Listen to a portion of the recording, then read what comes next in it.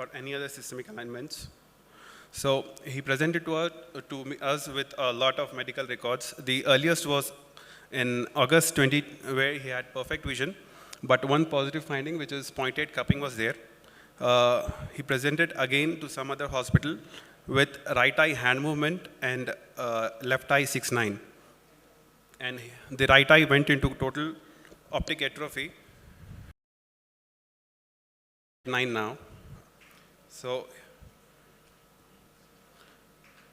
finally, he came to us on 11th, 2022, that is September, where these were the findings. So there was no history of any ocular pathology in family, apart from cataract in advanced age group. And there was no personal history, significant personal history. So on examining the case, his distance visual acuity on correction, right eye was PL negative, and left eye was 6/9. CCT was slightly on the thinner side, and he has PSC in the both eyes, both lenses, and the pressure that we recorded was significantly high, which is 56 and 50. And he was not using any kind of anti-glaucoma medication at this point. We did a gonio. It was open to assess in all the quadrants, and no angle recession was there.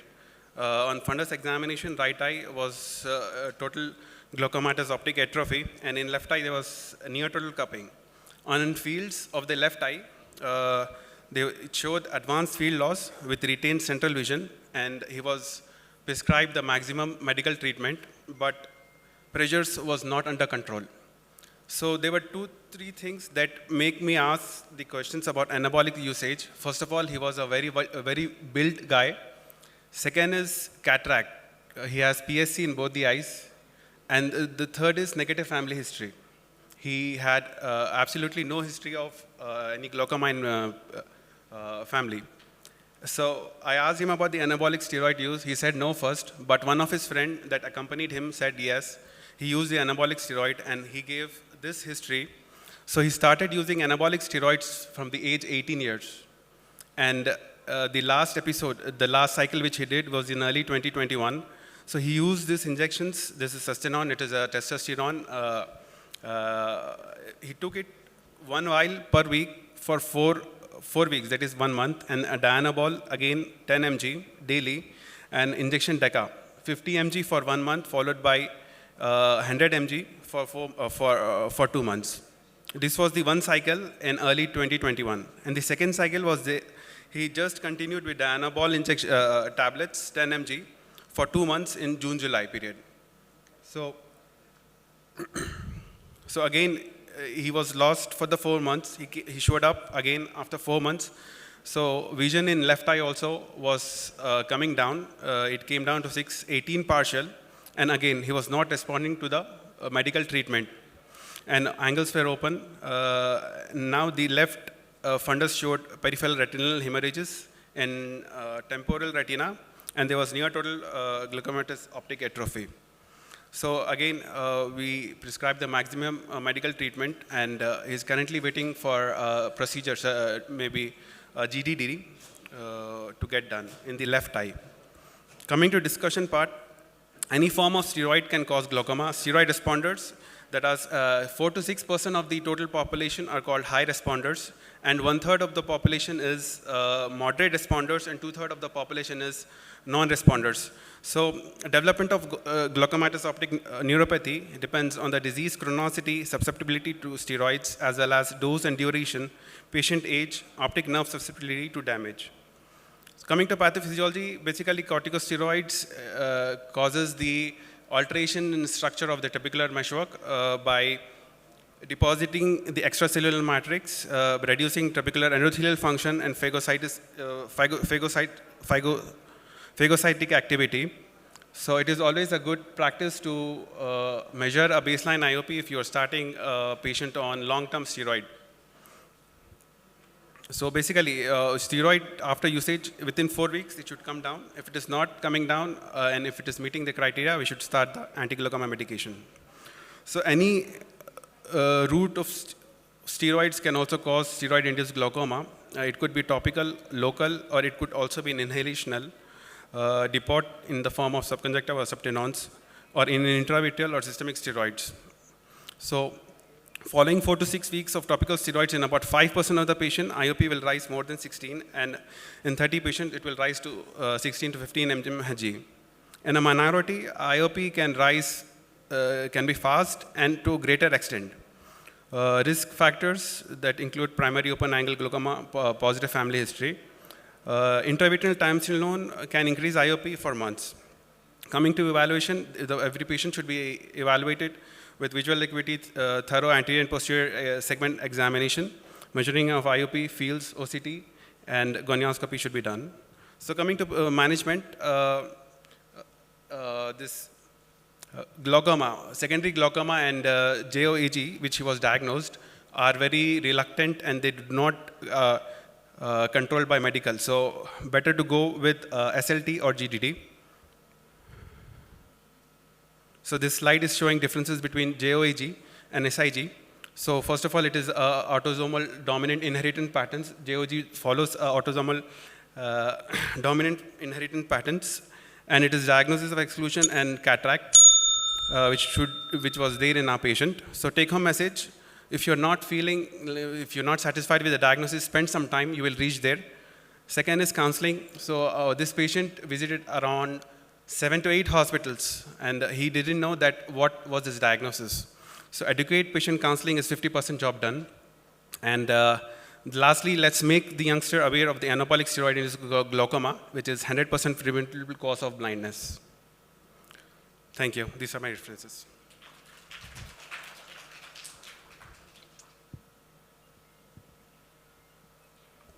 Dr. Kazi, I missed the point as to what was the age of the patient.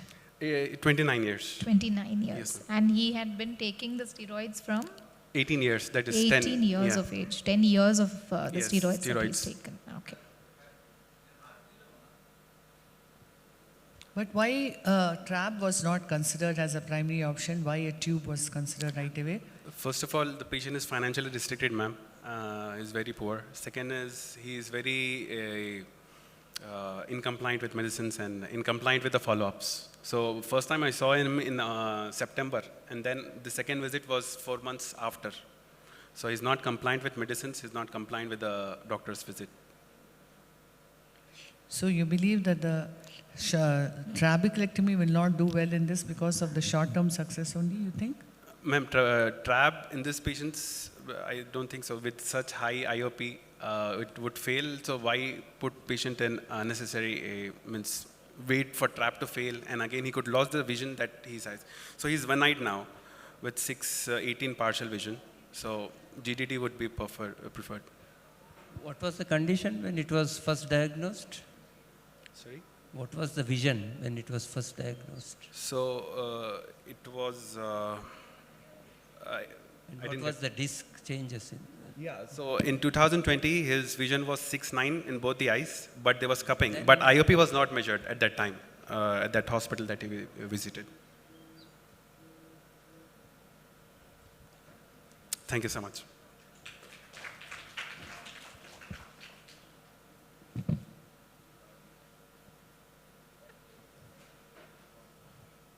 I call upon Dr. Kavya.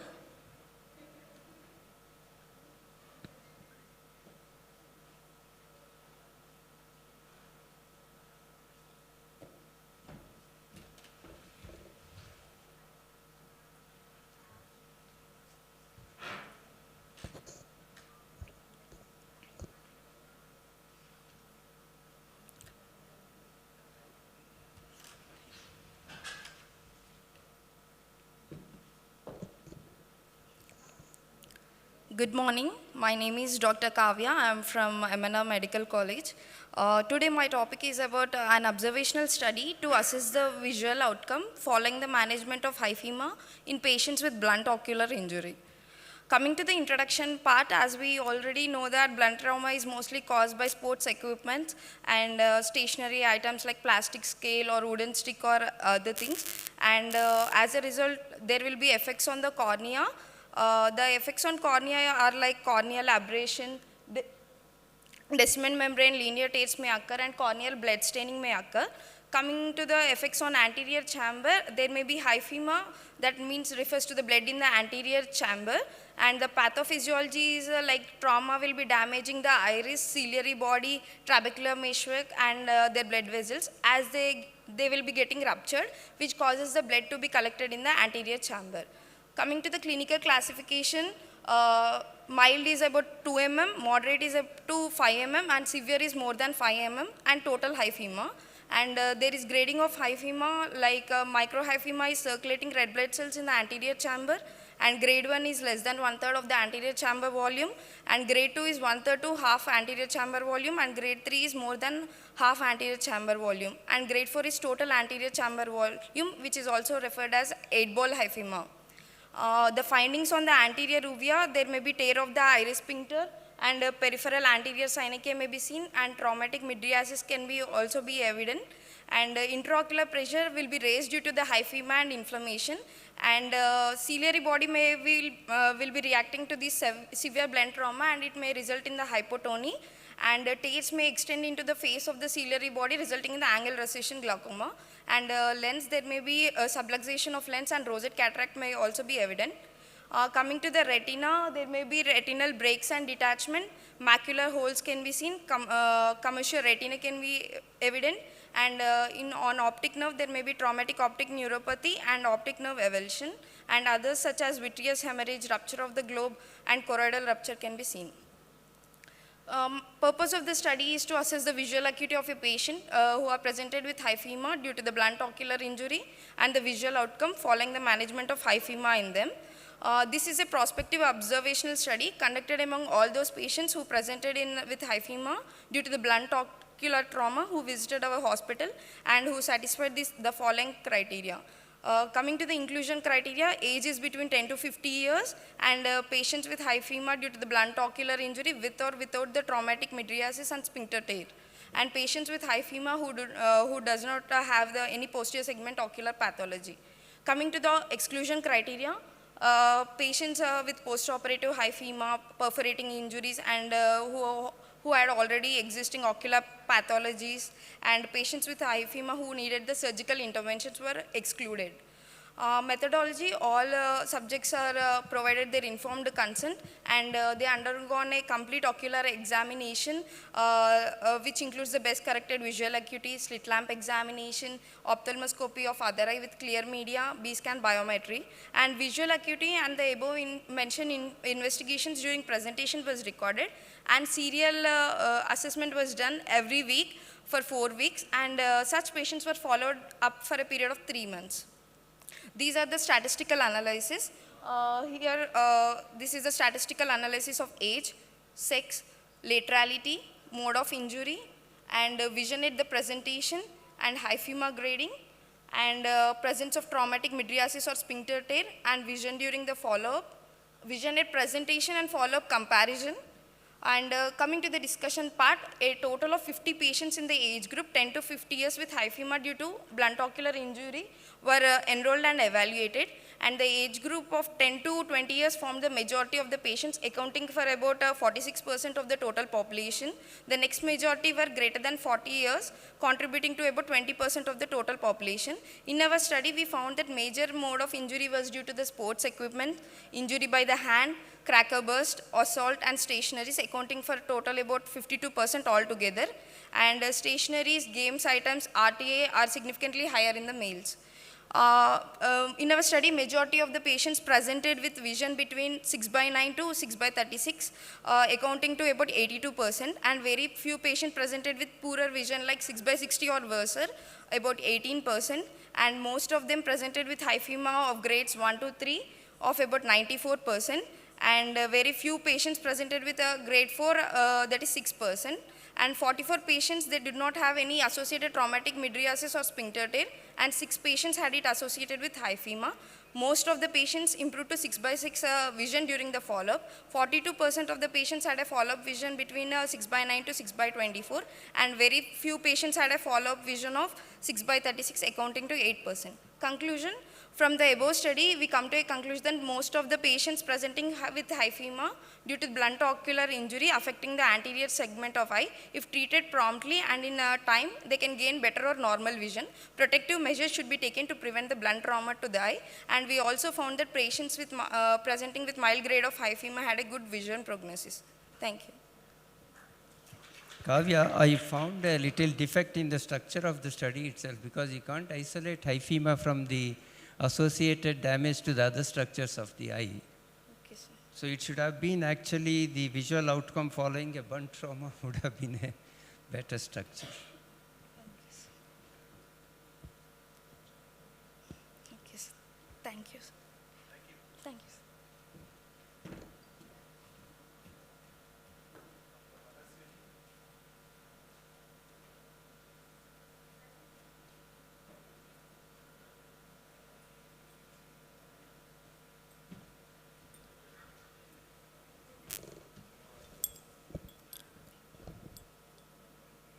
Good morning, everyone.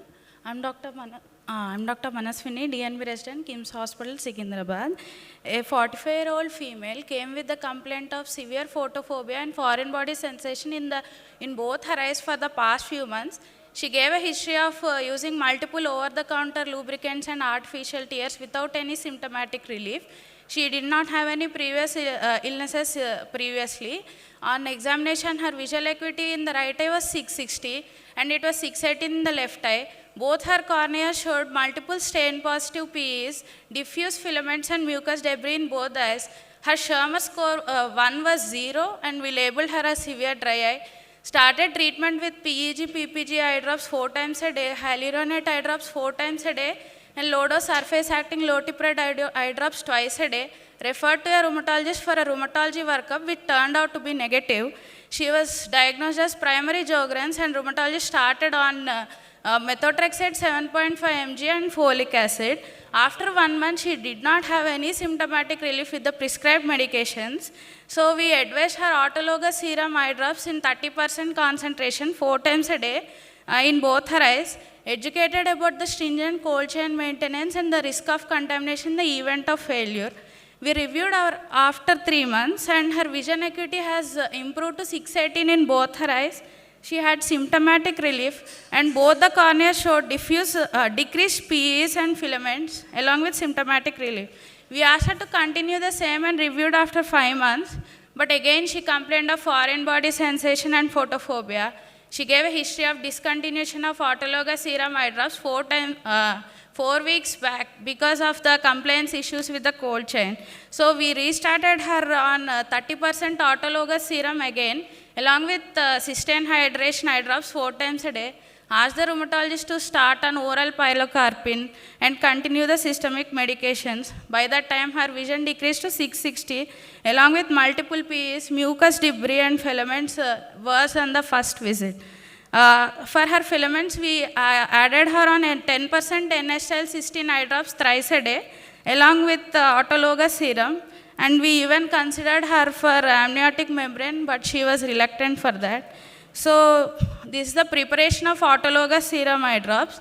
Presently, she is being continued on 10% autologous serum eye drops 4 times a day in both her eyes, as she was not compliant for the initial 30%. So this is how we prepare the serum eye drops. We take an informed consent from the patient, screen for viral markers, and 10 ml of blood is collected from the antecubital vein, and the vacutainer is allowed to stand for 1 minute for the clot separation, centrifuged at 4000 G for 10 minutes, and then from that 6 ml of the supernatant is collected in the 20 cc syringe and mixed with 14 ml of sterile saline, and that will make around 30% autologous serum of 20 ml.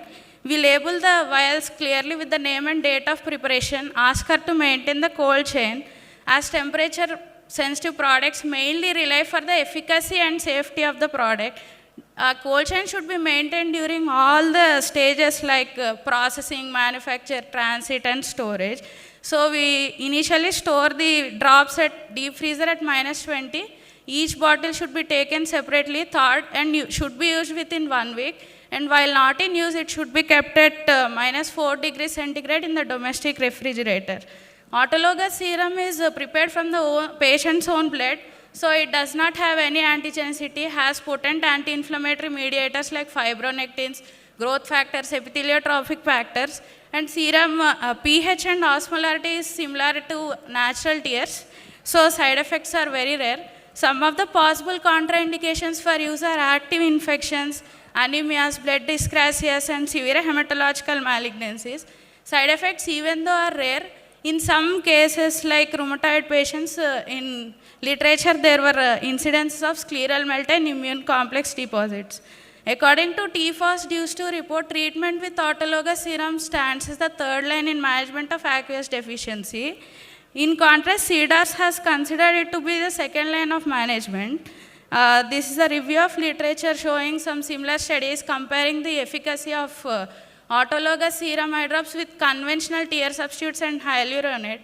Autologous serum has always showed the superiority over the other tear substitutes and hyaluronate eye drops. So I would like to conclude by saying that even though autologous serum may appear like an attractive alternative, it is not without its pitfalls. It will cause a decrease in PEs and filaments in severe refractive dry eye, but it is very cumbersome to the patient because of the need for multiple follow-ups, need for multiple venipunctures, and always the possibility of contamination is there in the event of cold chain failure. And informed consent should be mandatory because starting any patient on autologous serum eye drops.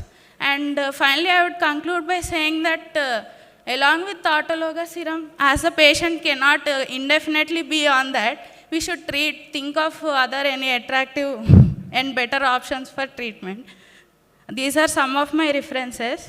So autologous serum treatment is mainly based on works of Dr. Subota. So thank you very much. Thank you, Dr. Priya. My question is, when you take that 10 ml of the patient's blood, how many vials of autologous serum drops that you can acquire, and how long does it last for?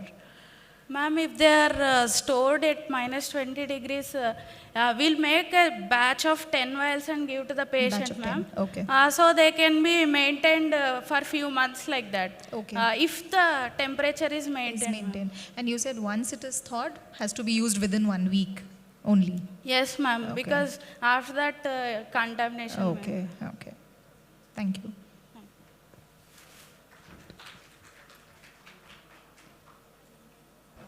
I call upon Dr.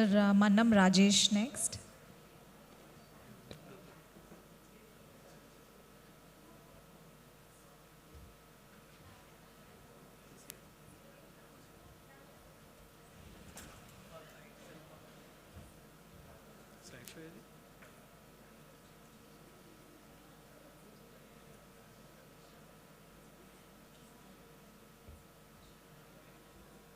Good morning all, I am Dr. Rajesh. Early bird catches the worm is about a case report of ophthalmomyelitis at Sarojini Devi Eye Hospital. Let's begin with a brief introduction to the topic. Ophthalmomyelitis refers to larval infestation of the eye or the eye structures. Depending upon the location, we can deal them as ophthalmomyelitis externa if it is including the adnexa and the conjunctiva cornea. Ophthalmomyelitis interna refers to the intraocular infestation. Whereas if it is in the intraorbital space, it is intraorbital ophthalmomyiasis. Now, who are at risk of developing this condition? Usually in the cattle dwelling areas, usually the farmers, patients with previous eye carcinomas or surgeries, eye infections like endophthalmitis, neglected ocular wounds, advancing age, and general poor health condition patients. Now, this commonly, the insect which causes this is Estrus ovis larva, which is strongly associated with ophthalmomyelitis externa, and interna is associated with the Dermatobia hominis, Chrysoma bezinia, and Hypoderma tarandi. Usually these, after infestation occurs with these mechanisms that we can encounter directly with the flies, or even hovering on the wounds also, they can, without any contact, they can drop the larva. After this, the tissue damage occurs in two main mechanisms. One is a proteolytic enzyme released by the worm. Other is a larva produce toxins themselves, thereby killing the surrounding tissue. And always they go with a bacterial infection also. They in turn they damage the tissue together.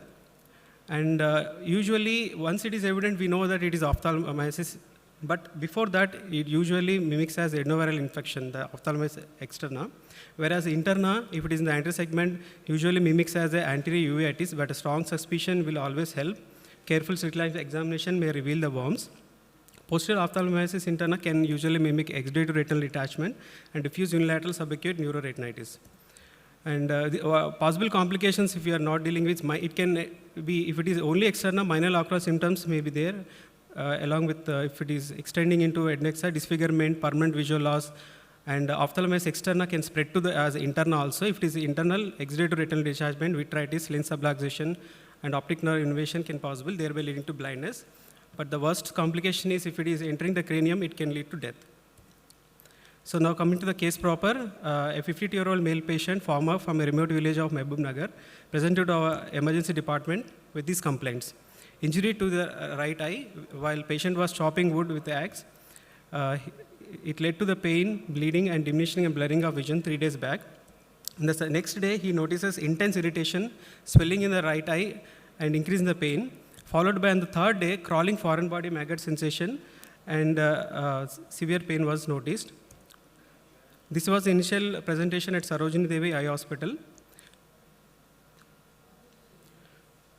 On ocular examination, we have noticed multiple communicating ulcerating wounds in the right eye adnexa, irregular in shape and size, 3 in the upper lid, 3 in the lower lid, 1 in the medial canthus and cheek areas. And edges are swollen and inflamed, floor is filled with maggots, and eyelid margins were not clear. Both lids there is extensive soft tissue loss in both lids, anterior lamella and tarsal plate exposed. And medial canthal area is completely eroded. There is a possibility of orbit opening medially. Surrounding skin is red and edematous, showing cellulitis changes. We could retract the eyelid with a retractor, and eyeball could be seen. Cornea is totally hazy. Subconjunctival tissue and wriggling of maggots were seen in all the fornices. No ocular movements could be noticed. Ulcer does not bleed on much. And slit lamp findings confirm the inspectory findings. And the provisional diagnosis was made with the post-traumatic ophthalmomyelitis externa of the right eye with intraorbital extension possible on the medial side with a background of cellulitis of adnexa and uncontrolled diabetes.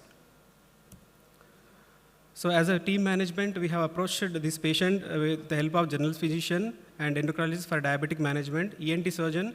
Keeping in view, there might be a possible opening into the medial side into the nasal cavity and the sinuses. And plastic surgeon, there will be a facial disfigurement. And neurosurgeon keeping the possibility of cranial extension and death. Investigations we have done, B-scan could not be possible because of the eyelid was not in proper shape. Other investigations were normal. We ruled out diabetic ketoacidosis, except for RBS was high. Radiology showed there is no cranial extension and PNS extension also.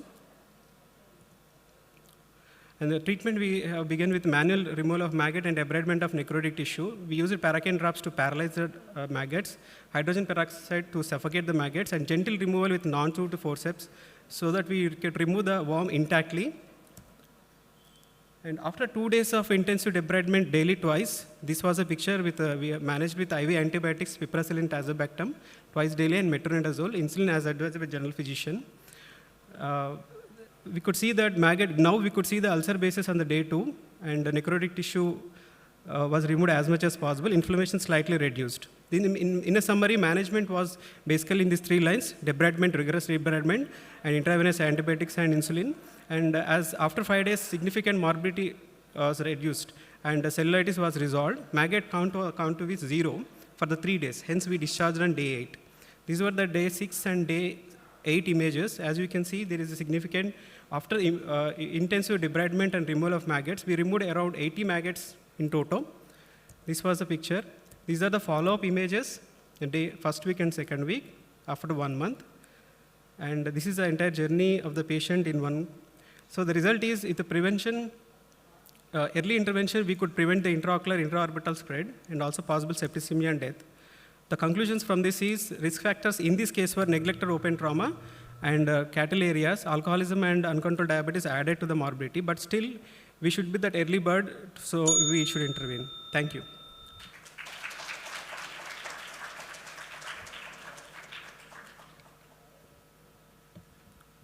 Why in the first count you couldn't remove all the maggots, or why you were removing twice daily? Because they were hiding under the tissues. They were hiding under the eyebrow tissues and the cheek area. We could not remove on the day one. We had to wait for 2 more days. All Very those unique defects case. in- We all have those seen this defects in our- the adnexa were caused by the earlier first injury or the maggots? We unfortunately we do not have images of the first injury, sir. Patient reported on 3rd day. So just a history of 3 days, Yes, right? ma'am. History of 3 Yes. days. Plus, I mean, we have seen cases like that in our surgical residency, maybe with diabetic foot ulcers and all, but never in the eye and the orbit. We generally, as I remember, I mean, we used to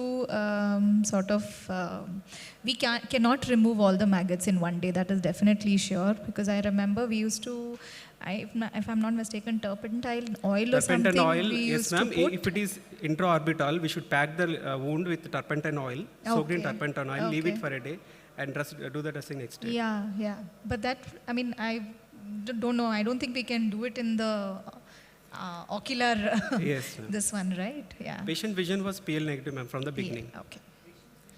PL negative from the beginning. So cosmetic rehabilitation is the only plan after that. Patient is under further follow-up now.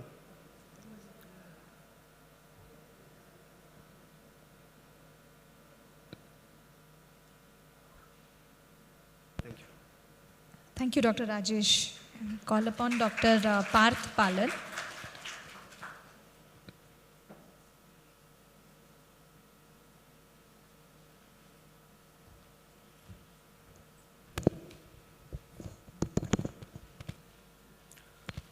Jan 2020. The first case of COVID-19 in India was reported on this day. 11th March 2020, the World Health Organization declared the novel coronavirus outbreak a global pandemic. On 24th March 2020, the government of India imposed its first ever COVID-19 lockdown.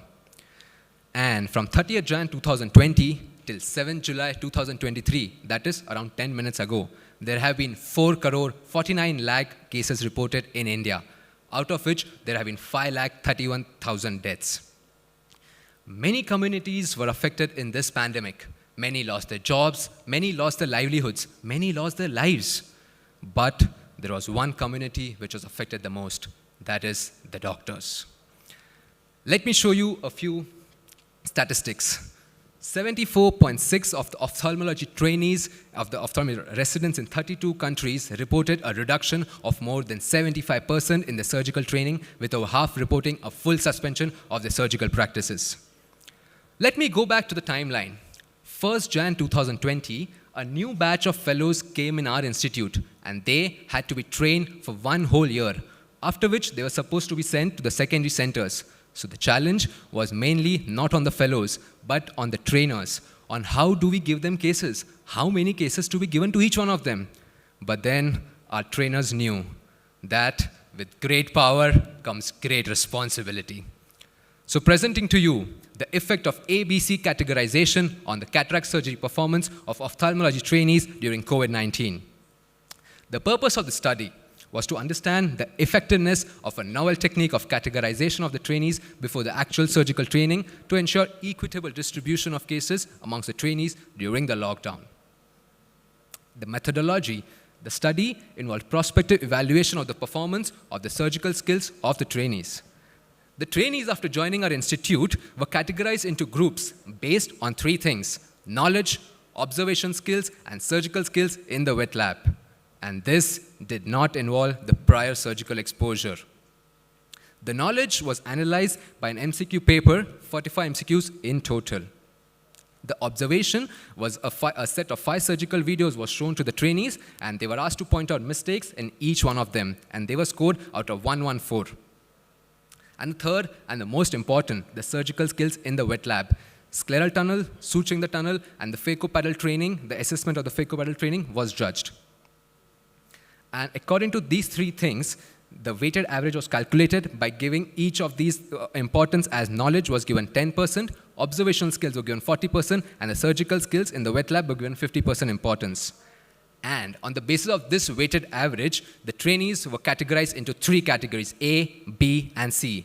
The trainees with a score of more than 40 were given A, 30 to 40 B, and less than 30 C.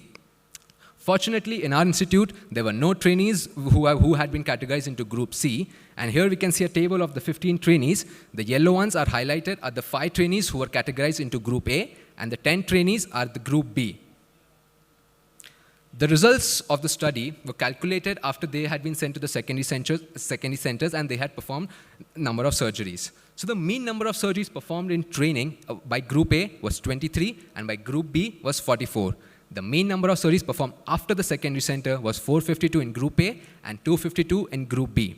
And the complication rate in Group A was 1.59% and in Group B it was 4.6%, which was statistically significant. Let me show you a graph of the number of surgeries and the type of surgeries performed by the trainees, the SICS and the phaco. We can see the graph over here. And the visual acuity at the post-operative 1-month visit was comparable in both the groups. Further dividing the visual acuity, we can see that the fresh patients, there were many fresh patients which came with a severe visual impairment, which we can see at the right-hand side of the graph, and there were many of them who improved to a fair visual acuity of 6.6 by 6.12 at the end of 1 month, and this too was comparable in both the groups. The complication, the secondary center, this is what we had found in our study, that PCR with vitreous loss, PCR without vitreous loss, ZD with vitreous loss, and these are the types of complications that we documented. And also, we also documented the type of complications performed in each cataract surgery. So in phaco, these are the number of complications, the percentage, and SICS, these are the number of complications. So now coming to the conclusion, what exactly happened? What was the result of this study? So the categorization did help the educators to identify the group that required more training. It also helped provide equitable distribution of cases while training. But however, the results suggest that the effort taken to improve the training was not enough and that the increased number of surgical cases should be given to the trainees belonging to Group B. And in the end, I would just like to say that from experiencing so many deaths, of so many patients, to seeing even our loved ones depart, the COVID batch of 2020 has seen it all.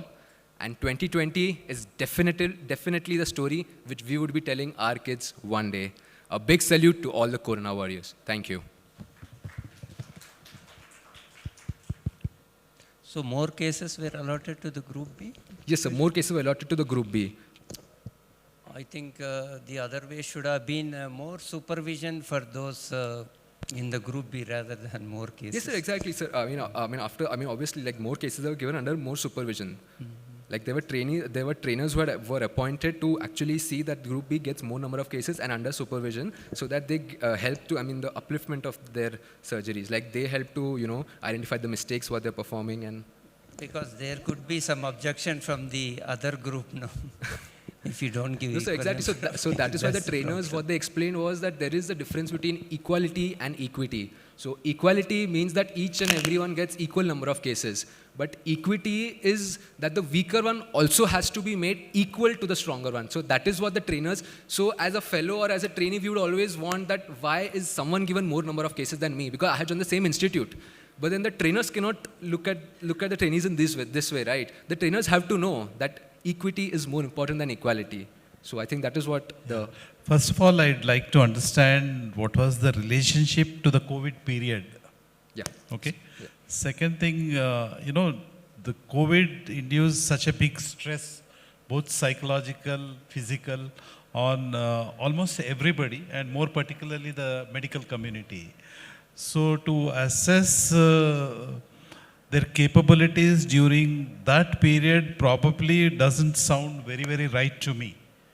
Because everybody, I think Santosh himself did a survey during the COVID period, which said that almost 60% of the people were psychologically affected during COVID, mainly due to the stress of COVID, then the financial implications, many who were starting practice, many who were starting post-graduation.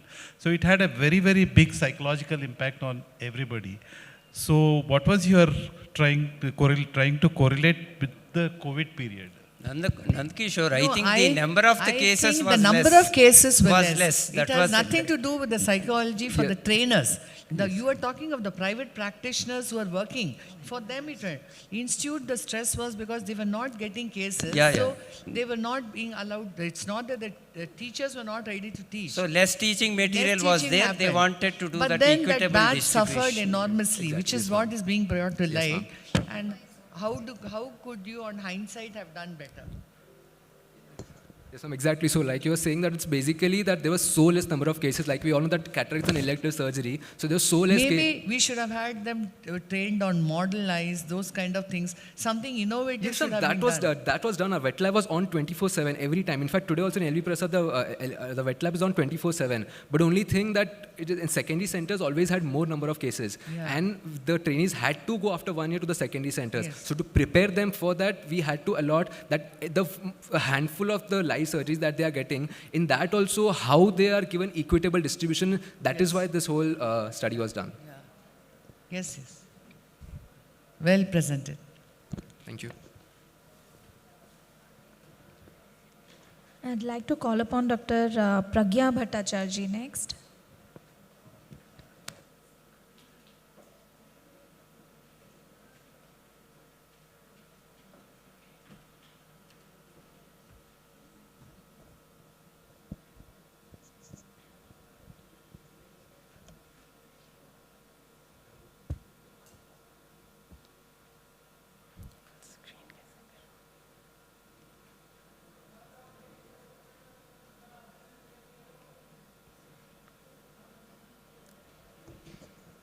Respected judges and this August gathering, a very good morning. I am Dr. Pragya Bhattacharya. My co-author is Dr. Y. Raman Sir, and I will be presenting on my paper, Helveston Syndrome Patient-Tailored Management. No conflicts of interest to disclose.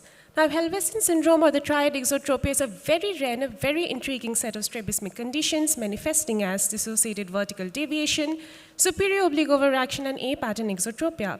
This paper will report the surgical outcomes of two very rare cases of Helveston. Usually, the conventional methods of surgical management include superior rectus recession alone or in combination with superior oblique posterior tenotomy and correction of the primary position horizontal deviation. However, because of the variable extent of this triad and therefore the unpredictable outcomes of the surgery, the decision of choosing one particular surgery becomes extremely challenging. Like one key does not fit all locks. Likewise, management of Helveston entails an individual-oriented management. It is a prospective study. Both the cases were thoroughly evaluated, and the decision regarding the surgery was made based on the magnitude of deviations. Post-surgery, both the cases were followed up regularly. Presenting my first case, a 20-year-old woman presented to the OPD with outward deviation of both eyes, left more than right since birth. She does not have any other positive history except for a family history of exotropia in her sister. General examination is absolutely normal. She has a best corrected vision of right eye 6/6, left eye 6/6. She presents with a compensatory head posture of face turned towards the left with chin down. HCRT shows a basic exotropia, which is large angle with a vertical deviation of 7 degrees of hypertropia. Performing the cover-uncover test on covering the right eye, she fixates with the left eye coming downwards and inwards. Right eye goes upwards and outwards under cover. On uncovering, it remains the same. Left eye shows a similar result. On performing the alternate cover test, both eye move inwards and downwards alternatingly to take a fixation with very fast movement of vitreous. This was associated with an alternating fine latent nystagmus. Here we can see the dissociated vertical deviation, which is very important for us in this paper. The vertical deviation is also associated with an extorsion and abduction of the deviated eye. During the PBCT, we see a large horizontal gaze deviation with a vertical deviation of 18 prism diopters spaced down. The post-occlusion results in this case is very important, as we see that from up gaze to down gaze, a difference of 20 prism diopters spaced in can be seen, telling us that this is a very significant A pattern of exotropia. Extraocular movements also show similar results. We can see that both in here there is both eye superior oblique overaction as well. This case had a predominant DVD. Therefore, what we did is there was a 10 mm of lateral rectus recession with half-width infraplacement of the lateral rectus, followed by the fade and suppuration of the superior rectus. When we look at the POD 3 months pictures, we can see that the dissociated vertical deviation has been corrected. There is a good correction of the A pattern, and there is reduction of the horizontal gaze deviation and superior oblique overaction. Coming to my case 2, which is showing similar findings as case 1, presenting with the chief complaint of outward deviation of right more than left since birth. There is no other positive history. General examination is again absolutely normal. Right eye vision comes out to be 6/12, left eye is 6/9. On orthoptic evaluation, we see that he has a compensatory head posture of head tilt towards the left-hand side. On performing the Hirschberg corneal reflex test, there is a large angle primary gaze deviation with the right eye vertical gaze deviation of 10 degrees of hypertropia. In the left eye, it is 7 degrees of hypertropia. Cover and alternate cover test is similar as seen in the previous case. Here we can see the pictures of dissociated vertical deviation, again associated with extorsion and abduction of the vertically deviated eye. On prism cover test, we see a large angle horizontal deviation along with 22 prism diopters base down in right eye and 18 degrees prism diopters base down in left eye. Here it is very significant for us to notice that after post-inclusion from up gaze to down gaze, the difference of the deviation has come out to be 40 prism diopters base in, telling us that a very, very significant A pattern exotropia is seen. Extraocular movements show the similar findings, along with a very significant both eye superior oblique overaction.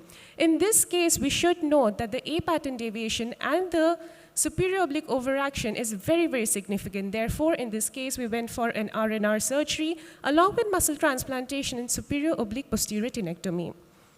These are the POD 3 pictures, where we can see excellent result of the dissociated vertical deviation being corrected. The A pattern has been very well collapsed, and we can see that the superior oblique overaction has also been corrected. In the current study, we have reported the surgical outcomes of 2 different surgical methods based on the extent of the deviation. While there is no singular dictum, but based on the basis of the previous studies, we can formulate our own algorithm. In case 1, where DVD was predominant, what we did was a recession surgery along with a Faden's operation of the superior rectus. In case 2, where we found that the A pattern was significant along with the superior oblique overaction, we went ahead of doing an RNR procedure along with the superior oblique posterior tenectomy and a muscle transplantation.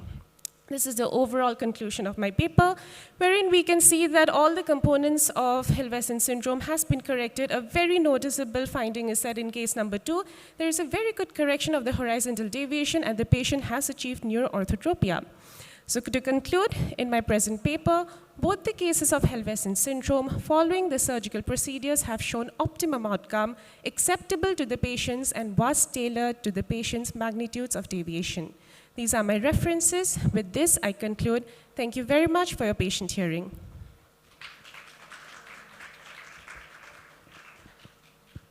So in single session, the surgeries was done in both the cases? So in both the cases, we did multiple surgeries, sir.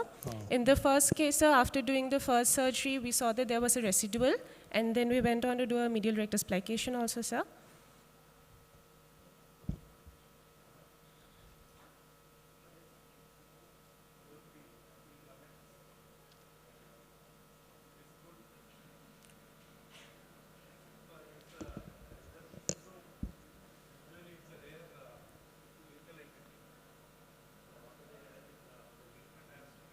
Customized based on the clinical findings. So I think it was very well done. That's why multiple surgeries will be required because based yeah, sometimes, sir, sometimes it depends. Definitely, there is no, lay down surgical treatment modalities, but we can tell it, sir.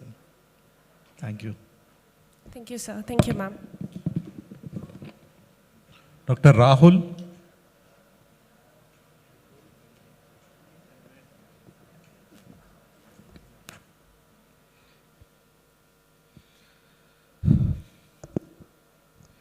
Good afternoon, respected faculty and friends. I'm Dr. Rahul Gogineni.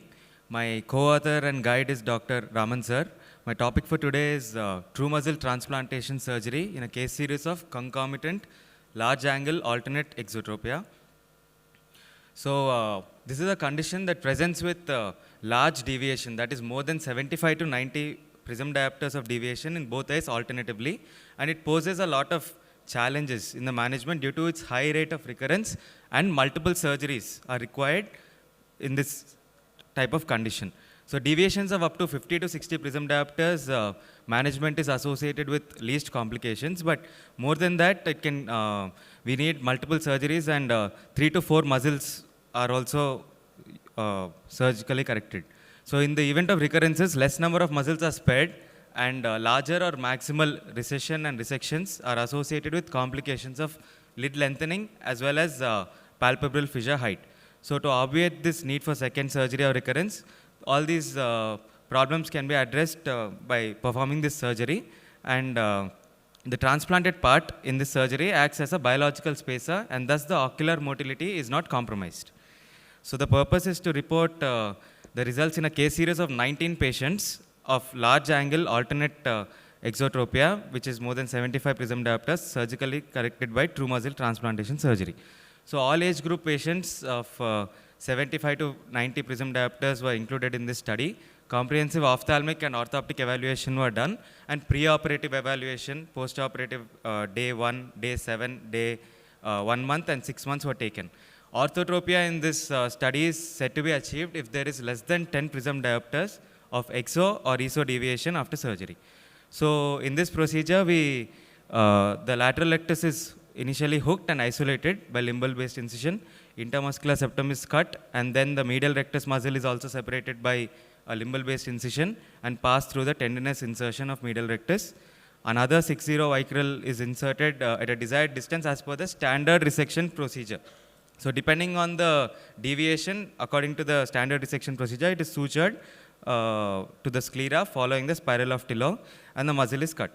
So as you can see here, it's a pictorial depiction. Medial rectus is cut and it is recessed and later added to the lateral rectus.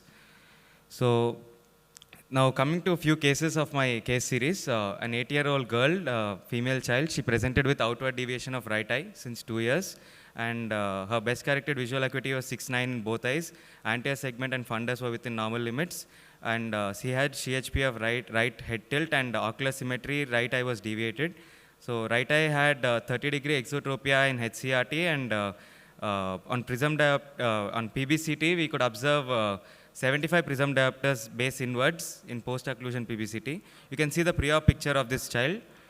She was surgically corrected with muscle transplantation surgery, 10.5 mm LR recession and 6.5 mm MR resection in the right eye with muscle transplantation. You can observe on diligent follow-up, post-op day 1 week, and 1 month, 6 months. She is very happy now, and orthotropia has been achieved in this child. So now case 2, 14-year-old female child. She presented with similar complaint of outward deviation since birth, and she had a family history of paternal aunt having strabismus, and PIH was also observed, and jaundice in the antenatal history of mother.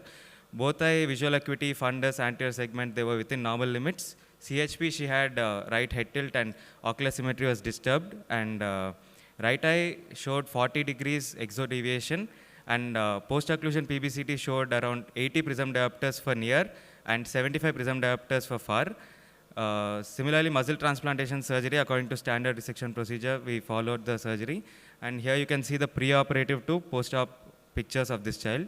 She achieved orthotropia. Now coming to another case of 15-year-old male child, he complained of diminution of vision as well, and the best corrected visual acuity was 6/6 in this patient, and he had CHP of left-sided head tilt and ocular symmetry loss due to outward deviation of left eye. HCRT showed 45 exo for near and more than 45 exo for far, and post-occlusion PBCT had 75 prism diopters for near and far in both the eyes.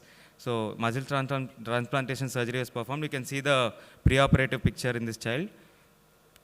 Now, after follow-up, he just came back few days ago, and he's very happy and is going to school. Now, case number 4.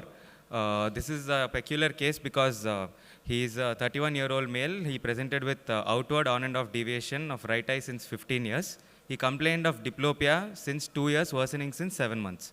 And he had best corrected visual acuity of 6/6. Anterior segment fundus were normal, and he had right face turn, and facial symmetry was maintained, ocular symmetry disturbed due to outward deviation of right eye. HCRT had 45 degrees exo in right eye for near and far, and PBCT showed 85 prism diopters for near and far. In this patient, we observed uncrossed diplopia, and paradoxical diplopia was observed, as you can see in this Wirth-4 dot and diplopia charting. Preoperative picture is given in this slide.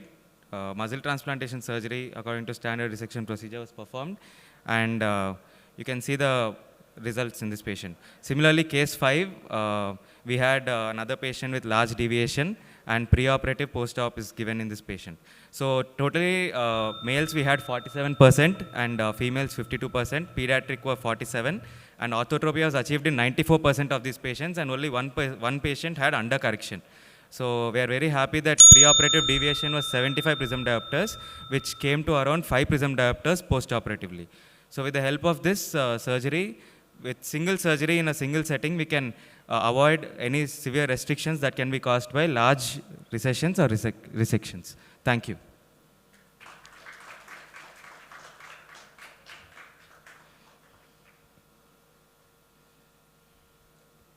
In single eye, the surgery was performed Yes, in the sir. single eye? Yes, sir. We perform it in either right eye or left eye. But the other plan could be doing 2 muscles in one sitting and then assessing the squint and then do a second sitting. Yes, sir. But the problem here is, sir, it is a large angle, sir. More than 75 to 90 prism diopters. And so multiple surgeries. So and the idea is to manage with 2 muscles Yes, surgery.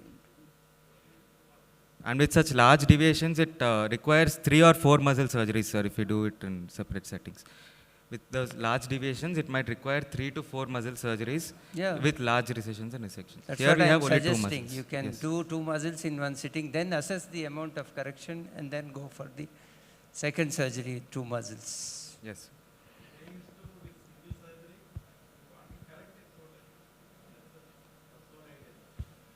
Thank you, sir. Thank you. Dr. Gayatri.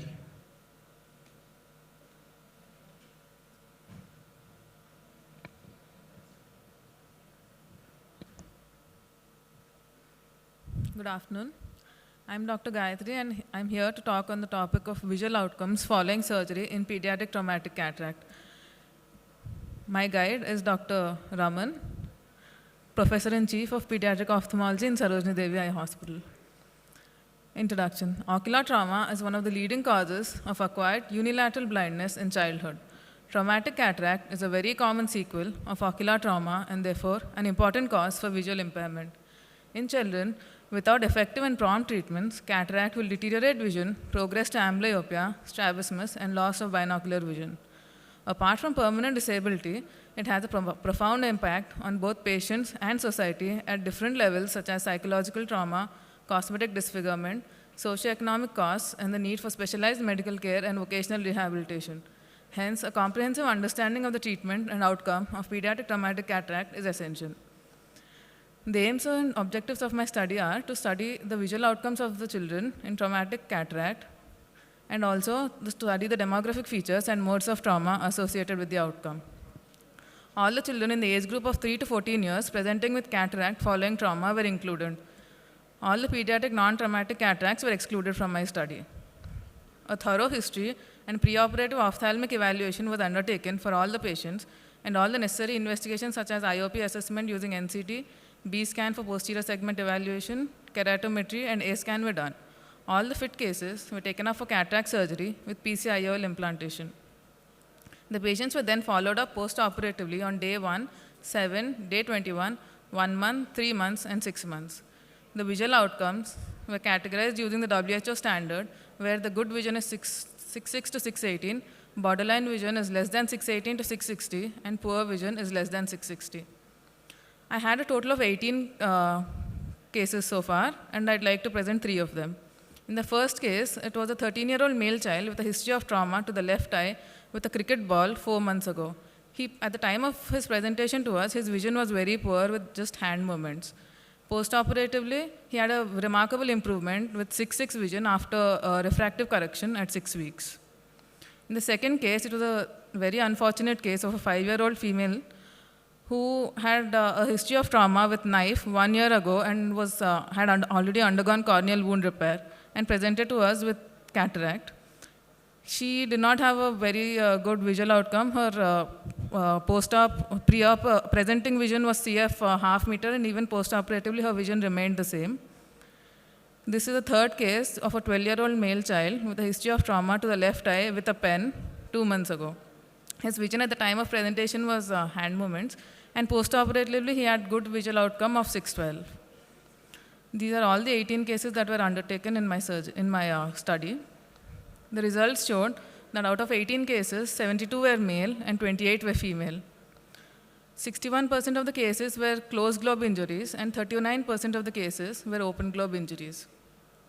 In the visual outcome, 39% of the cases had good visual outcome, 33% had borderline visual outcome, and 22% had poor visual outcome. One child was left aphakic.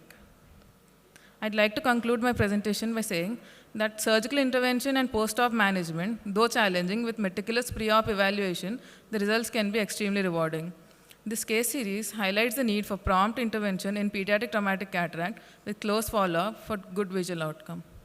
These are my references. Thank you.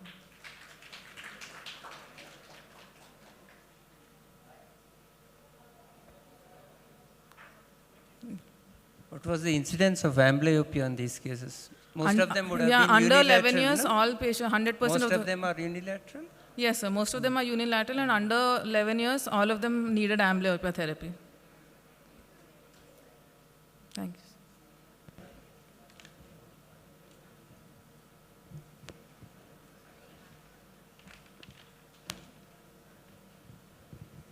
Dr. Sai Karthik.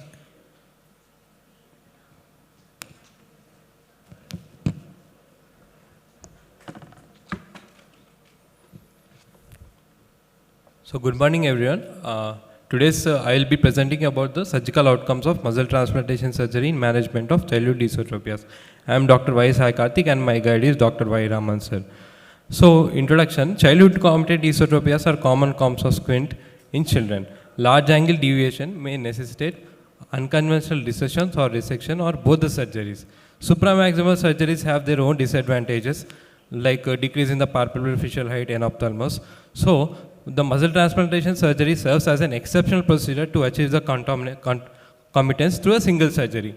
In this surgery, we recess the medial rectus and we isolate the lateral rectus and resect the lateral rectus and this resected portion is being transplanted to the medial rectus. This transplanted muscle acts as a biological spacer and it increases the amount of recession effect. So the purpose of this study is to report the surgical outcomes in cases of childhood esotropia muscle transplantation. So we have included all the pediatric age group patients who have the esotropic strabismus disorder, and detailed orthotic and ophthalmological evaluation was done, and surgery was done, and follow-up was done for 1 week, 1 month and 3 months.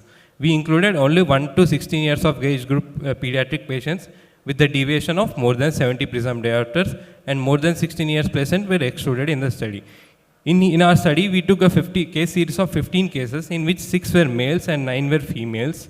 And these were the common etiologies that have been found. 4 cases were alternate erythrotropias and 3 were strabismic amblyopia, and strabismus fixus was also there. So this is the first case, 7-year-old female, complaint of diminution of vision in the left eye since birth.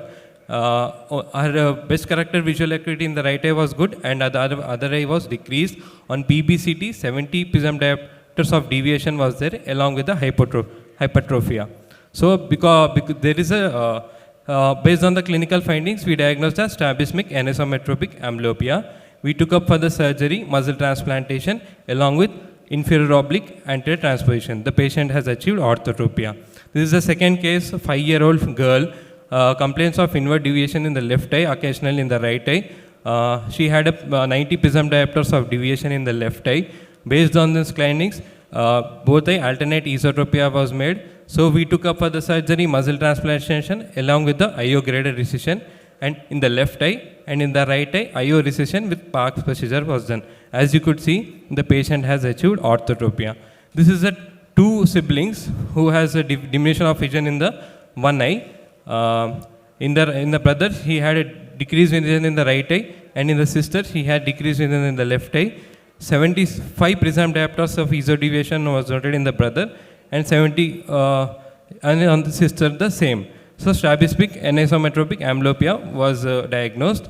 So we took up for the muscle transplantation surgery. Here is a 2-year-old male who had a recent complaint of diminution of vision along with the double vision. Both her best corrected visual acuity was within normal limits. Compensatory head posture was there with the left face turn and occasional shift to the right. Anterior segment was within normal limits. Based on the above clinical findings, we diagnosed as an acute acquired comitant esotropia. So we have done the muscle transplantation surgery. As you can see, the patient has achieved orthotropia. So this is a post-op showing extraocular movements full and free. This is the fifth case, 7-year-old female, complaint of inward deviation in the left eye since 6 years, and best corrected visual acuity in the right eye is 6/6 and left eye 6/9. On PPCT, she had left eye 75 prism diopters of deviation. As you can see, there is 75 prism diopters of deviation. Strabismus fixus was made, diagnosis was made. We took up for the surgery. Unfortunately, the patient had 25 prism diopters of overcorrection. So we had to undertake again redo surgery, where we recessed the excessive action of lateral rectus to 5.5 mm recession was done. So as you can see now, the patient has achieved orthotropia. So the results, out of 15 cases, 14 cases we achieved orthotropia or near orthotropia, and one case we landed the excessive correction. In all cases, we have completed a follow-up of 6 months with stable results. In our case series, 26% of the cases belong to less than 60 years of age, and 40% between 6 to 10 years of age. Our aim is not only to treat the orthotropia, to make the patient orthotropic, but also to achieve the binocular single vision. We successfully collected large angle esotropia resulted from the AECC, acute comitant acquired esotropia in 12-year-old child. Concluding, true muscle transplantation surgery is proven to be effective in treating large angle esotropia along with oblique dysfunction in pediatric age groups. These are my references. Thank you.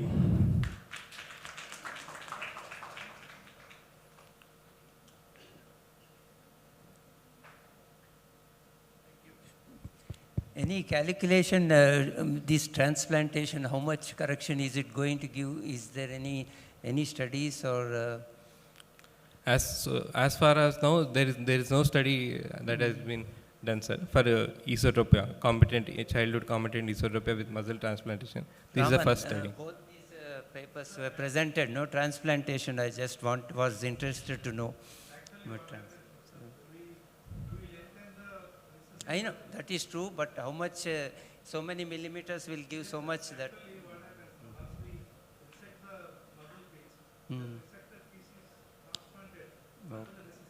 Okay.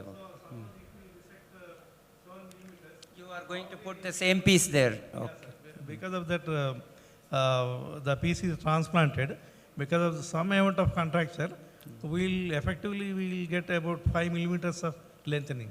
That means, for example, if you are recessing 7 millimeters, so you will get the recessing effect of 12 millimeters without compromising the functionality of the MR muscle. Otherwise, if you do right away 12 millimeters, definitely the patient you will can't do in a single muscle. Yes, sir. Adduction deficiency.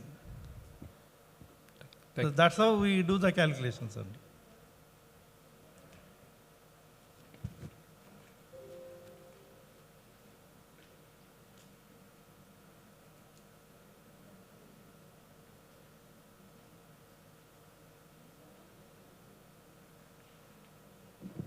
Dr. Sana.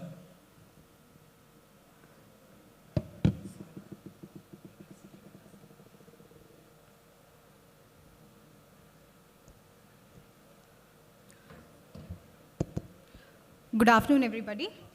My name is Dr. Sana. I'm a second-year resident at MedCity Institute of Medical Sciences. The topic of my paper presentation today is safety and efficacy of hydropolish to remove residual cortical fibers in patients undergoing phacoemulsification cataract surgery. Phacoemulsification was first introduced by Charles D. Kelman in 1948 but was accepted in 1967. Posterior chamber phacoemulsification was first introduced by Sinsky in 1970. Phacoemulsification basically acts through a hollow 1 mm titanium needle which vibrates by a piezoelectric crystal at an ultrasonic speed of 40,000 times a second and fragments the nucleus of the cataractous lens and then emulsifies these fragments. The technique uses a surgeon-controlled automated irrigation and aspiration system to aspirate the emulsified nucleus and cortical matter. Posterior capsular opacification, often referred to as secondary cataract, is the most common post-operative complication of cataract extraction. In PCO, the posterior capsule undergoes secondary opacification due to migration, proliferation, and differentiation of equatorial lens epithelial cells. Hydropolish is a technique that aims to remove the residual cortex from the posterior capsule following irrigation and aspiration by manual injection of balanced salt solution towards the posterior capsule and fornices via the hydrodissection cannula. However, the technique of hydropolish is said to be associated with its own complications if not done carefully and meticulously. Posterior capsular rupture and posterior capsular tear are a few of those complications. These complications can significantly compromise the patient's visual acuity post-operatively. Aims and objectives.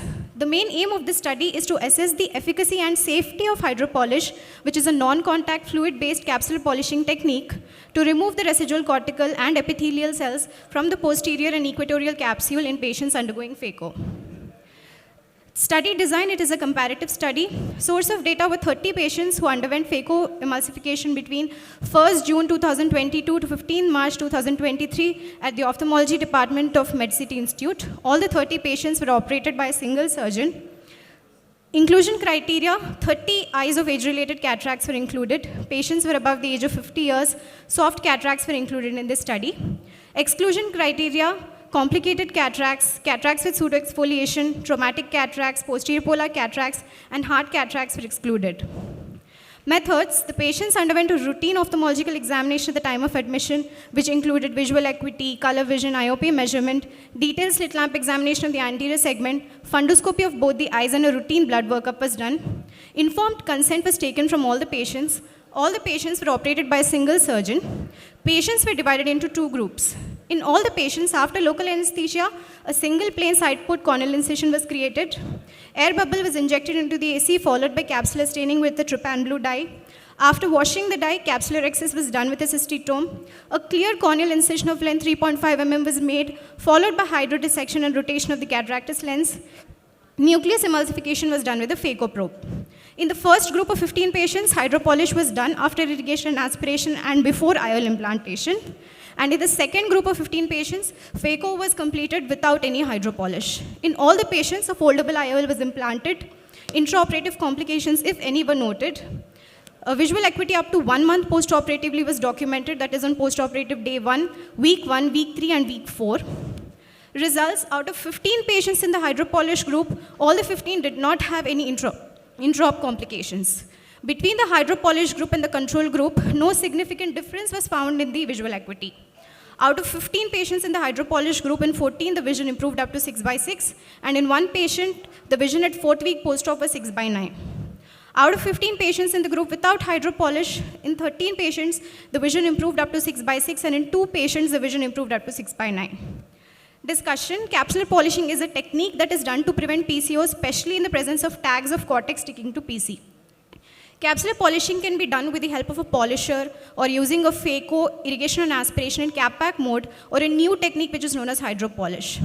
With the use of a polisher, first the capsular bag should be inflated and pressurized with OVDs, and the PC should be gently polished by using any of the polishers like a rounded repositor, a sandblasted capsule polisher, or a ring capsule polisher. By use of a phaco, irrigation and aspiration in cap-pack mode, certain phaco machines have a cap-pack mode. Keeping the machine on this mode, anterior and posterior capsules can be cleaned up very effectively and safely with irrigation and aspiration tip. In hydropolish, the hydrodissection cannula is gently swept across the posterior capsule, equatorial capsule, and the anterior capsular rim using balanced salt solution to thoroughly clean the residual lens material and free the cortical wisps. Fine cortical threads will be released from the posterior capsule and equatorial region, where we may grasp them against the anterior capsule lip for their removal. Advantages of hydropolish are there is no need of any special instruments. It is a relatively safe procedure when compared to other methods. It does not take any extra time and is technically easier to perform. Disadvantages are it can be associated with complications like a posterior capsular tear if not done properly, and it is not recommended for beginners. Conclusion, it can be said that hydropolish was found to be a safe and effective method to remove residual cortical fibers from the posterior and equatorial capsule in phacoemulsification cataract surgery. It did not compromise post-operative CDVA in patients undergoing hydropolish. Thank you.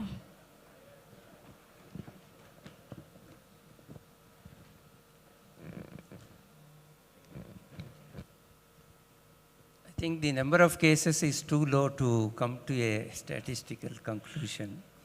Yeah, any special precautions you have taken while doing the hydropolish? No, sir. We had already excluded any complicated cases. All of them were normal cases, soft cataracts, without any complications, sir. Because it is a relatively safer procedure, it is done with a hydrodissection cannula, so no special precautions had to be taken. It is definitely an effective way of clearing those lens epithelial cells which are there, and it's an accepted way of doing it. CapVac is the other way of doing BC polishing. But in your experience, comparing the two techniques, capsule polishing mode with the phaco machine, No, with the for IA me, cannula, capsule polishing the phaco machine is a very fast procedure. I feel that the tags get removed consistently and very fast when you go use the polishing mode of the phaco machine. But there are certain kind of ones which are very adherent, maybe with the hydropolish. Hydropolish will take more time. Yeah. Definitely. Thank you.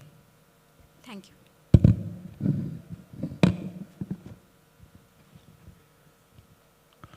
Dr. Srija?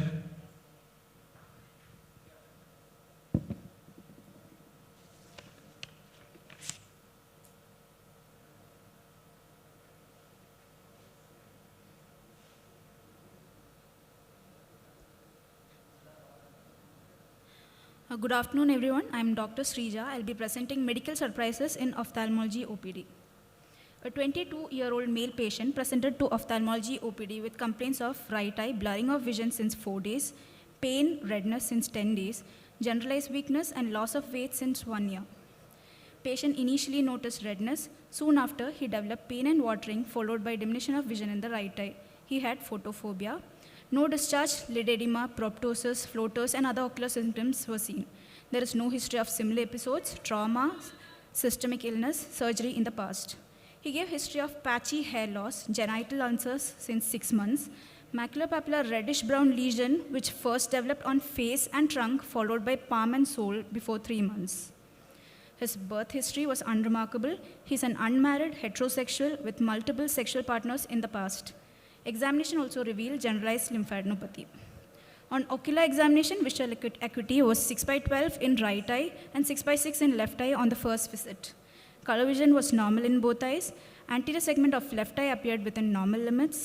Slit lamp examination of the right eye showed scleritis, diffuse pigmented keratic precipitates, anterior chamber flare, hypopaean less than 1 mm, fibrous tufts on iris mid-periphery at 3 and 9 o'clock position, posterior synecdoche, and clear lens. He was sent for investigation and dermatology opinion in view of skin lesion. Unfortunately, he was lost to follow-up and reported 2 weeks later with dramatically worsened vision of counting finger close to face and right eye. Left eye vision remains normal. Right eye fundus was unremarkable due to marked vitritis, and left eye showed disc edema. B-scan of right eye, moderate to high dense echoes suggestive of vitritis, along with a cyst-like appearance in vitreous cavity, and posterior vitreous detachment, normal osseous complex was seen. This is the video.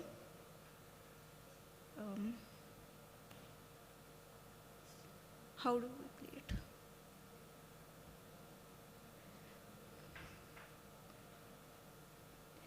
Left eye B scan was unremarkable. Lab reports revealed high ESR of 36 mm in first hour, non-reactive RPR test, raised treponema pallidum hemagglutination values of 640. He also tested positive for HIV-1 with a CD4 count of 172 cells per microliter. CT brain revealed no abnormality. A diagnosis of secondary syphilis with ocular involvement and HIV co-infection was made. Patient was started on prednisolone acetate, cycloplegic atropine eye drops for right eye, and instructed to follow up in 5 to 7 days. Treatment for syphilis and HIV was also initiated immediately. He was put on tab doxycycline 100 mg BD for syphilis, tenofovir, lamivudine, and dolutegravir for the TLD regimen for HIV, and cotrimoxazole OD as prophylaxis to prevent mortality from pneumocystis pneumonia. He reported post 2 weeks of treatment. Currently, he is symptomatically better. Skin lesions have cleared up. His CD4 count rose to 245 cells per microliter. Anterior segment of the left eye is normal and vision is 6/6. Right eye remains the same. Vision remains the same. Flare and hyperpigment has reduced. Posterior synechiae is still there. Mild vitritis is present. Fundus shows disc edema with multiple fibrous bands. Discussion. Syphilis is a sexually transmitted infection caused by spirochete bacterium Treponema pallidum. Depending on the stage of the disease, acquired syphilis can be classified into early, which includes primary, secondary, and early latent, and late syphilis. Ocular syphilis is a form of neurosyphilis, which is defined as symptoms or signs of ocular disease in a person with laboratory confirmed syphilis of any stage. It occurs in about 0.6 to 2% of all patients with syphilis. Ocular syphilis can involve almost all structures of eye. According to the CDC guideline, single intramuscular administration of 2.4 million units of benzathine penicillin G is given for primary, secondary, and early latent syphilis. Total of 7.2 million units of benzathine penicillin G is administered in 3 doses as 2.4 million units each at 1 week interval for latent syphilis of unknown duration, late latent syphilis, tertiary syphilis without evidence of neurosyphilis. Syphilitic uveitis is considered equivalent to neurosyphilis. Aqueous crystalline penicillin G 18 to 24 million units per day IV for 14 to 10 days is the treatment of choice. Amod et al. Have also demonstrated the use of oral doxycycline at 200 mg per day divided in 2 equal doses for 28 days in a patient with syphilitic uveitis. Conclusion. Re-emergent ocular syphilis in patient with HIV co-infection has both diagnostic and management difficulties due to overlapping risk factors. The clinical manifestation described in non-HIV may not be the same in HIV co-infection. HIV may modulate immune response to Treponema pallidum, increasing the propensity for progression to neurosyphilis. Hence, in all patients with ocular syphilis, underlying HIV infection needs to be ruled out. We are reporting this case as it's an eye-opener which emphasizes on the need to have a bird's eye view and open mind on every case. Our detailed evaluation of a common ophthalmic condition helped us to unveil great imitators such as syphilis and AIDS. The use of proper screening technique for early detection of syphilis and HIV are important. There is a need to do a TPHA even if VDRL or RPR is negative, as it could also be a false negative due to disarrayed immunity. The missed 2-week interval shows the need for prompt diagnosis and treatment.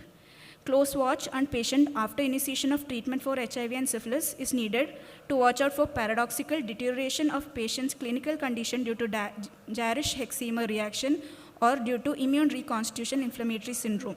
Though we initially suspected a diagnosis of ocular cysticercosis as well due to the lesion that is seen in the B scan, normal CT brain and the clearing up of vitreous with no cyst on fundus examination suggests this could be a possible presentation of ocular syphilis in HIV.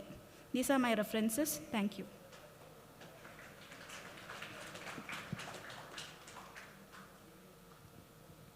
Very interesting presentation. Have you explored the possibility of other antibiotics also apart from, because quite a large number of people are sensitive to penicillin and many don't tolerate doxycycline for 28 days, that too in a 200 milligram dose.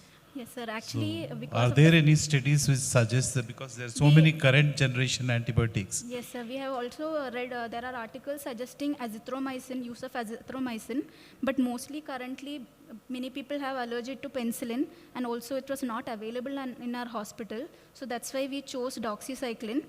and plus patient was not willing to get admitted. For neurosyphilis or any ocular syphilis, we need to admit the patient for 2 weeks and put him on IV, continuous IV. That's the reason why we chose Roxy.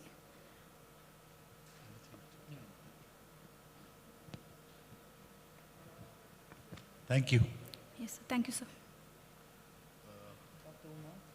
Yeah, we come to the last presentation of the day, Dr. Uma.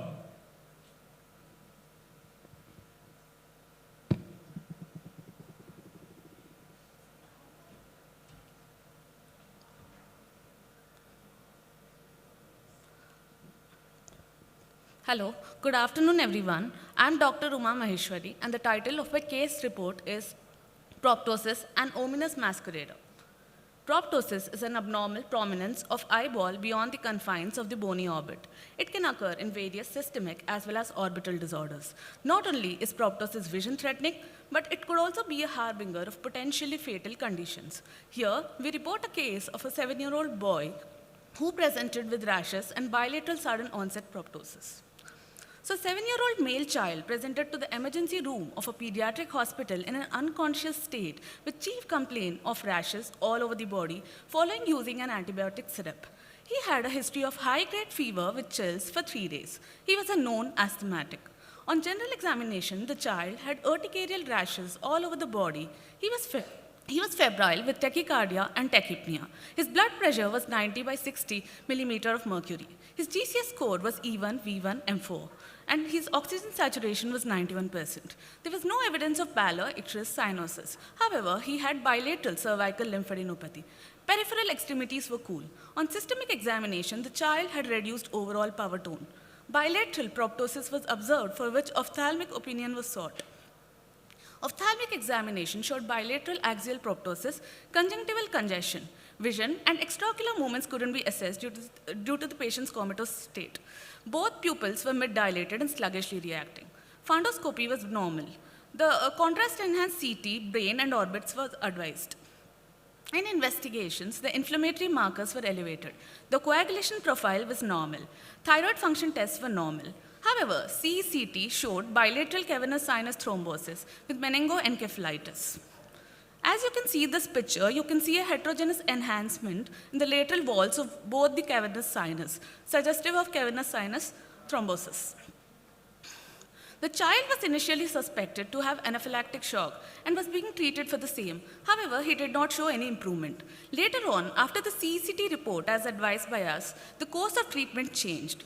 The child was now started on parenteral vancomycin, cefotaxime, metronidazole, and amphotericin B at appropriate dosage with supportive measures including IV fluids, mannitol, low-dose steroids, and oxygen supplementation. Therapeutic dosage of enoxaparin was initiated with activated partial thromboplastin time monitoring. He was later switched to culture-sensitive antibiotics based on the culture report which was positive for Staphylococcus aureus. The child was thus diagnosed with bilateral cavernous sinus thrombosis secondary to infective meningoencephalitis with bilateral proptosis and left hemiparesis based on clinical and radiological diagnosis. On day 7, the child's sensorium improved, although he was irritable. His bedside visual acuity was counting fingers 6 meters in right eye and hand movements in left eye. Proptosis reduced to some extent, although he had pain with eye movements. Corneal sensations were reduced in left eye. He also had left lateral rectus palsy, as you can see in the picture. After 2 months of therapy, the child seemed more active, ambulating, and playful. His left rectus palsy was corrected with near complete resolution of proptosis. Visual acuity was remarkably 6.6 in right eye and 6.9 in left eye, as you can see in the picture. Cavernous sinus thrombosis presenting with only proptosis in a child is rare, with very few cases reported in literature. Because of its diverse etiology, manifestations, and unpredictable course, prompt diagnosis of cerebral venous sinus thrombosis remains a challenge to the doctors. So in our case report, the child was initially being treated for anaphylactic shock. His initial CT brain was normal. However, his general condition was not improving and he was shifted to ventilator. Proptosis, sluggish, mid-dilated pupil, and ophthalmic examination prompted us to advise for a contrast-enhanced CT. Now, this CCT showed bilateral cavernous sinus thrombosis, and the treatment changed to IV antibiotics and anticoagulation. Now, the child started responding and showed drastic improvement. The presented case report highlights the importance of high index of suspicion for ocular signs like proptosis presenting with fever. Thus, thorough multidisciplinary approach between the ophthalmologist and other specialties can help prevent morbidity and mortality due to such fatal conditions. The mortality rate due to cavernous sinus thrombosis has significantly reduced in this era of antibiotics and anticoagulation. However, the morbidity due to the disease remains. I would like to conclude by showing the sweet video that the child's father has sent me a couple of days back, where he's very active and playful and dancing. And I would also like to add that eyes are not only the window to one's soul, but also to one's body. These are my references. Thank you so much.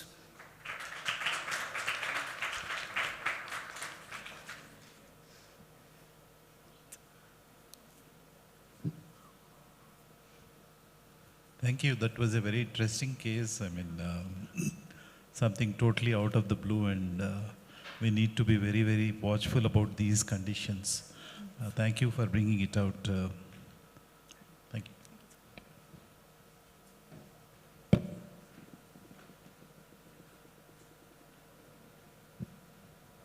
We are indeed very lucky that for the first time in so many years, all the participants are present. So a big thank you to all of you. Total 100% presentations. And good audience. Good, yeah, and on time. Good audience also. Thank you everybody for maintaining the time. Yeah, results will be announced in the valedictory function on Sunday. And all of you did very well. Somebody has to come first or second or third, that's irrelevant. But there was a lot of commitment in your presentation. And thanks to the audience for being there, because a good audience only makes better speakers. So thank you very much.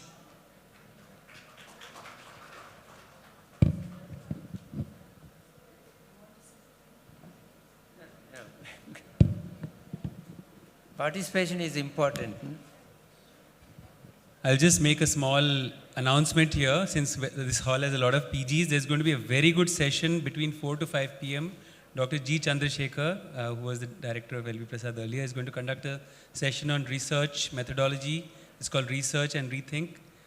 I can tell you it's something not to be missed if you have any aspirations of doing research in the future.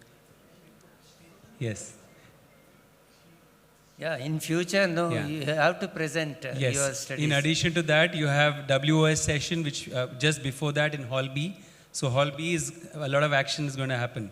We have 2 o'clock practice management, then WOS session, then research methodology by Dr. G. Chandrasekhar, and then we have something on NABH accreditation. Finally, we have prelims for Drishti Student of the Year.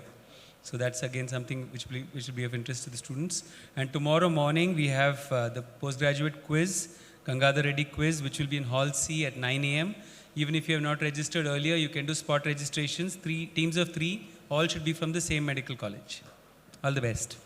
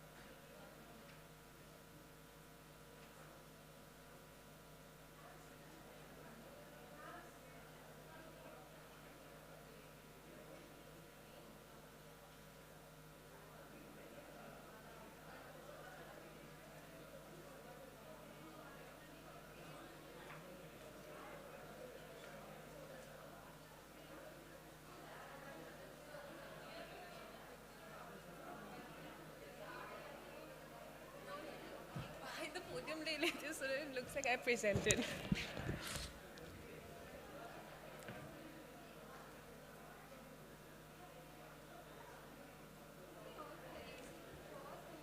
थोड़ा पास से लो so that